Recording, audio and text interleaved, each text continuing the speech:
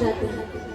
तो दैत्य कहते हैं कि अब तो हमने सोच लिया, निश्चय कर लिया है कि अब हम अमृत पिएंगे तो केवल आपके ही हाथों से। तो मोहिनी भगवान कहते हैं अच्छा चलो ठीक है, लेकिन मेरी एक शर्त है। क्या शर्त है? यदि अमृत पिलाने में कुछ कम ज्यादा हो जाता है तो आप सब आपस में झगड़ेंगे नहीं और मुझे कोई कुछ नहीं करेगा। यदि ये शर्त मंजूर हो तो बताओ। सब कहते हैं हाँ हाँ हाँ देवी मंजूर है, आप जो करेंगी वो स्वीकार है। भगवान कहते हैं ठीक है, तो लाओ। जैसे ही अमृत कलश अपने हाथ में लेते हैं तब तक वहां पर देवता गण आ जाते हैं।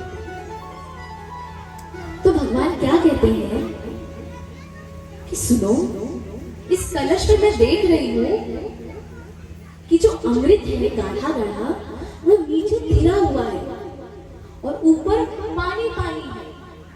तो एक काम करते हैं कि जो देवता गण आ गए हैं तो इनको ऊपर का पानी पानी पिला देते हैं, आपको बढ़िया नीचे का गाढ़ा गाढ़ा अमृत पिलाएंगे। कहते कहते जैसी आपकी मर्जी देगी, जो आप कहें। हाँ हाँ, सभी पंक्ति लगाकर बैठ जाते हैं। जब पंक्ति लगाकर बैठ जाते हैं भगवान देवताओं को अमृत पिलाना शुरू करते हैं। एक एक करके सभी को अमृत पिलाते जाते हैं और दैत्यों की तरफ देखकर मुस्कुराते रहते हैं कि हम तो इनके साथ छल कर रहे हैं ना, ऐसा इशारा करते रहते हैं। और पिलाते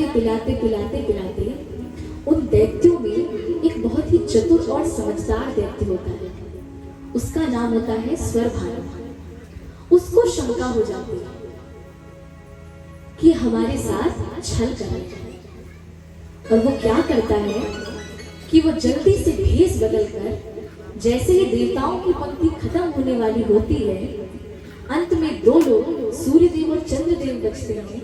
वो उन्हीं के बीच में, सूर्य और चंद्र के बीच में जाकर भेष बदलकर बैठ जाता है। पिलाते भगवान सूर्य भगवान को पिलाते हैं और उस राक्षस को भी, उस दैत्य को भी पिला देते हैं। तो जैसे ही पिला देते हैं सूर्य और चंद्र भगवान को इशारा करते हैं कि भगवान ये देवता नहीं है, ये दानव है। और जैसे ही इशारा करते हैं, अमृत तो उसने पी ही लिया होता है, भगवान सुदर्शन चक्र से उसका सिर काट देते हैं। लेकिन अमृत पीने की वजह से उसकी मृत्यु नहीं होती और वही राहु और केतु के रूप में दो अलग अलग हो जाते हैं, धड़ से अलग हो जाते हैं। इसके बाद तुरंत मोहिनी भगवान वहां से अंतर्धान हो जाते हैं अमृत कलश लेकर। दैत्य देखते ही रह जाते हैं, अरे देवी कहाँ चली गई, अभी तो यही थी। देखते उनको समझ में आता है हमारे साथ छल किया गया।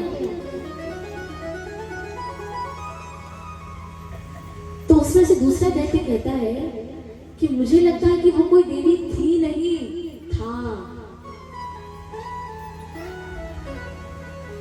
और मुझे तो लगता है कि वो कहीं श्री नारायण का ही तो छल नहीं है हमारे साथ। देवतागण बहुत क्रोधित होते हैं और देवासुर संग्राम छिड़ जाता है।